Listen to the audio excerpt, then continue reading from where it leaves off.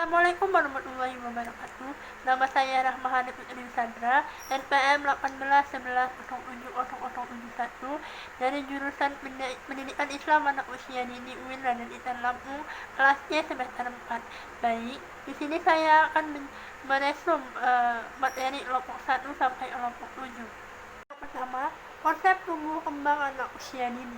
Pertumbuhan dan perkembangan memiliki definisi yang sama, yaitu sama-sama mengalami perubahan. Namun, secara khusus, keduanya berbeda.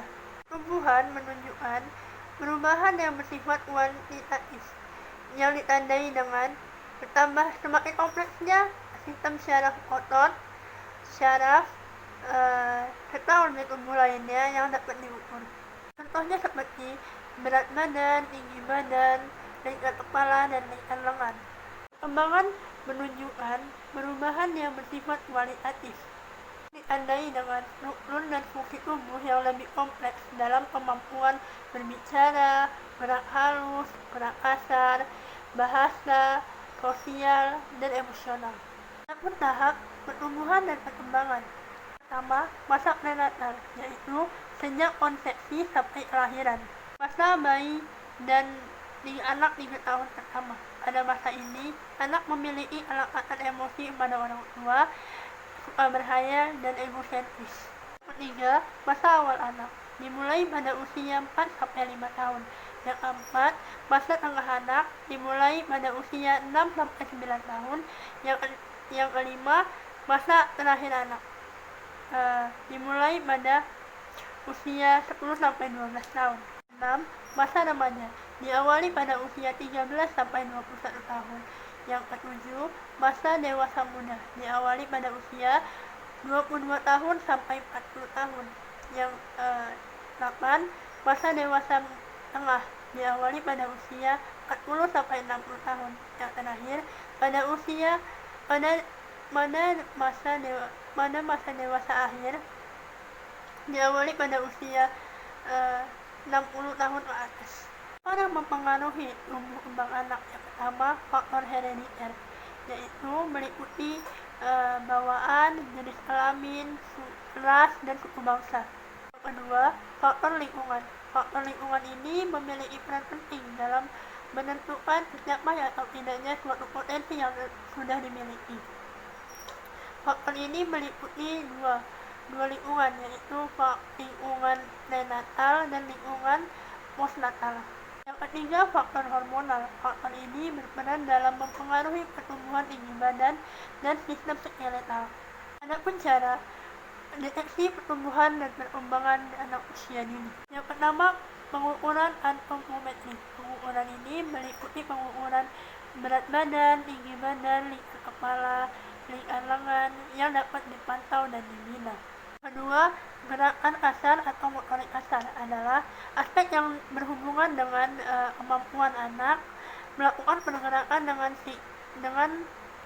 seluruh anggota tubuh yang melibatkan otot-otot besar seperti berlari, berjalan, dan melompat. Tiga, gerakan halus atau motorik halus adalah aspek yang berhubungan dengan kemampuan anak melakukan gerakan yang melibatkan bagian-bagian tubuh tertentu saja dan dilakukan dengan otot-ototnya seperti menulis, menggambar, meronce, dan lainnya. Kelebihannya, dari makalah ini kita dapat mengetahui pertumbuhan dan perkembangan anak usia dini, faktor yang mempengaruhi perkembangan dan pertumbuhan anak usia dini, dan cara mendeteksi pertumbuhan dan perkembangan anak usia dini. Kekurangannya lebih diperjelas lagi bagaimana cara melakukan pertumbuhan dan perkembangan anak usia dini agar berjalan secara lancar. Makalah yang kedua yaitu konsep kebutuhan anak.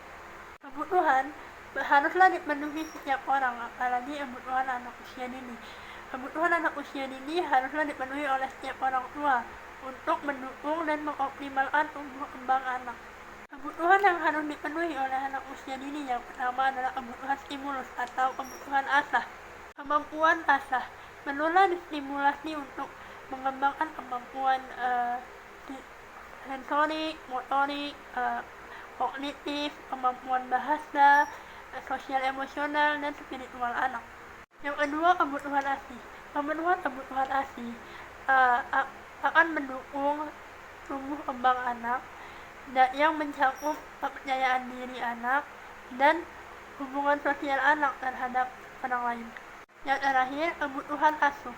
Kebutuhan ini mencakup fisik dan biologis anak yang meliputi sandang, pangan, dan papan seperti imunisasi, kebersihan, nutrisi, dan pakaian. Kelebihan dan kekurangan dari makalah ini, yang pertama, kelebihannya adalah kita dapat mengetahui kebutuhan apa saja yang harus dipenuhi oleh setiap anak, dan kekurangannya kurang spesifik apa yang harus dipenuhi lagi. Makalah yang ketiga yaitu kehamilan dan perawatan kehamilan. Kehamilan merupakan penyatuan spermatozoa dan ovum lalu dilanjutkan dengan dinasi atau implantasi. Adapun tanda-tanda kehamilan yang dapat diamati, yang pertama telat menstruasi, yang kedua perubahan pada payudara, yang ketiga mual-mual, yang keempat sering buang air kecil, yang kelima perubahan selera makan. Perawatan kehamilan adalah serangkaian tindakan perawatan yang dilakukan secara berkala dari mulai kehamilan hingga proses persalinan. Perawatan kehamilan yang harus dilakukan oleh seorang ibu hamil adalah yang pertama, makan dengan pola makan yang seimbang, yang kedua, beristirahat cukup, yang ketiga, menjaga kebersihan diri, dan yang keempat, imunisasi untuk ibu hamil. Perawatan pada bayi, yang pertama, mencuci tangan dengan sabun ketika akan memegang bayi, yang kedua, keadaan bayi yang sehat, yang ketiga, tindakan yang dilakukan pada saat bayi baru lahir, yang keempat, memandikan bayi. ASI adalah makanan pertama, utama, dan terbaik bagi bayi yang bersifat alamiah. ASI diberikan pada bayi pada saat baru lahir sampai umur 6 bulan.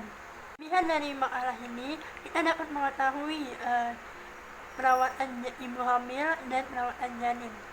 Kelemahannya, materinya kurang spesifik dan kurang mendalam. Makalah yang keempat yaitu mengidentifikasi dan menguraikan deteksi dini perkembangan anak usia dini. Pertama, aspek perkembangan agama dan moral. Aspek perkembangan agama dan moral dapat dilihat dari dua indikator. Pertama, mulai mengikuti gerakan sholat dan berdoa sesuai agamanya. Yang kedua, mulai memahami kapan mengucapkan salam, terima kasih, dan maaf. Kedua, aspek perkembangan fisik dan motorik.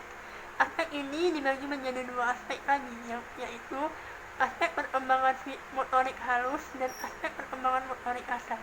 Aspek perkembangan motorik kasar dapat dilihat dari 5 indikator, yaitu yang pertama, berjalan sambil berjinjit, yang kedua, melompat ke depan dan ke belakang menggunakan 2 kaki, yang ketiga, melempar dan menangkap bola, yang keempat, menari mengikuti irama, dan yang kelima, menaiki dan menuruni anak tangga.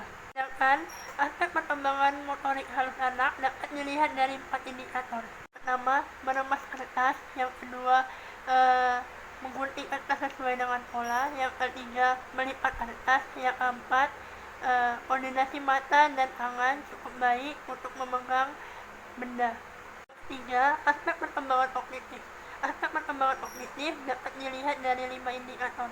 Pertama, menyentuh dan melihat, yang kedua, meniru, yang ketiga, mengeksplorasi, yang keempat, konsentrasi dalam mengerjakan sesuatu, yang kelima, mengikuti kebiasaan sehari-hari seperti mandi, makan, dan sholat. Keempat, aspek perkembangan bahasa. Aspek perkembangan bahasa ini dapat dilihat dari 4 indikator, yaitu yang pertama, memainkan kata, yang kedua, hafal beberapa lagu, yang ketiga, memahami perintah, dan yang keempat, memahami cerita. Keempat, aspek perkembangan sosial dan emosional. Aspek ini dapat dilihat dari 5 indikator, yaitu pertama, bermain secara kooperatif terhadap kelompok, yang kedua, peduli terhadap lingkungan, yang ketiga, bermain berdasarkan aturan, yang keempat, berbagi pengalaman. Yang Keenam, aspek perkembangan seni. Aspek perkembangan seni dapat dilihat dari 3 indikator, yaitu yang pertama, anak mampu membedakan bunyi, yang kedua, anak tertarik dengan kegiatan musik, yang ketiga, anak tertarik dengan kegiatan seni. Lihat dari makalah ini, kita dapat mengetahui indikator pencapaian perkembangan anak. Kekurangannya, bahasanya sulit dipahami dan kurang detail. Makalah yang kelima yaitu pemantauan tumbuh kembang anak usia dini. Pertumbuhan adalah perubahan dalam besar, jumlah, ukuran, dan dimensi tingkat sel, organ, maupun individu yang dapat diukur. Sedangkan perkembangan adalah kemampuan bertambahnya skill dalam struktur dan fungsi. Ciri-ciri tumbuh kembang anak: yang pertama, proses kontinu; yang kedua, periode tertentu dan masa kecepatan dan kelambatan; yang ketiga, perkembangan anak sama semua setiap anak. Tahap tumbuh kembang anak: yang pertama, tahap prenatal; yang kedua, tahap postnatal; yang ketiga, tahap prasekolah; yang keempat, tahap sekolah; yang kelima, tahap adolescensi. Kelebihan dari makalah ini, kita dapat mengetahui tahap-tahap tumbuh kembang anak dan lainnya. Kekurangannya, kalimatnya sulit dipahami dan materinya kurang jelas. Makalah yang keenam adalah kemampuan nilai-nilai agama dan moral. Perkembangan merupakan rangkaian perubahan yang bersifat progresif dan teratur. Perkembangan menghasilkan bentuk-bentuk dan ciri yang berangsur dari tahap yang lebih rendah ke tahap yang lebih tinggi. Perkembangan moral pada anak merupakan tingkah laku seseorang dalam berinteraksi dengan orang lainnya. Macam-macam nilai moral agama: yang pertama, rasa disiplin; yang kedua, kejujuran; yang ketiga, perhatian; yang keempat, empati; yang kelima, rasa religius; dan yang keenam, bertanggung jawab. Kelebihan dari makalah ini, kita dapat mengetahui nilai-nilai moral agama dan kekurangannya, kalimatnya, kata-katanya sulit dipahami dan bahasanya terlalu tinggi. Yang ketujuh yaitu kehamilan dan pertumbuhan janin. Kehamilan didefinisikan sebagai penyatuan spermatozoa dan ovum, lalu dilanjutkan dengan dinasi atau implantasi. Proses terjadinya kehamilan: yang pertama, pembuahan; yang kedua, dinasi; yang ketiga, presentasi. Pertumbuhan janin merupakan hasil interaksi antara potensi genetik ayah maupun ibu dari lingkungan intrauteri. Pertumbuhan janin dipengaruhi oleh faktor-faktor selama kehamilan, yaitu sakit berat, komplikasi, kurang gizi, dan stres dan keadaan stres pada saat ibu hamil. Pertumbuhan dan perkembangan janin dapat dibagi menjadi beberapa trimester. Trimester pertama. Pada trimester pertama atau 3 bulan pertama, kehamilan merupakan masa di mana sistem organ prenatal dibentuk dan mulai berfungsi. Trimester kedua, pada awal trimester ini, berat janin sudah mencapai 100 gram. Gerakan janin sudah dapat dirasakan oleh ibu. Trimester ketiga ini, berat bayi sudah mencapai 1-1,5 kg. Pada periode ini, uterus semakin membesar sampai berada di bawah tulang susu.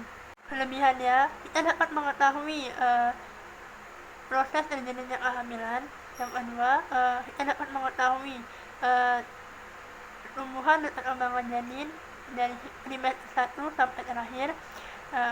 Kekurangannya, materinya susah dipahami dan terlalu ribet. Itu saja yang bisa saya dapat sampaikan. Lebih dan kurangnya saya mohon maaf. Pada Allah saya mohon ampun. Wassalamualaikum warahmatullahi wabarakatuh.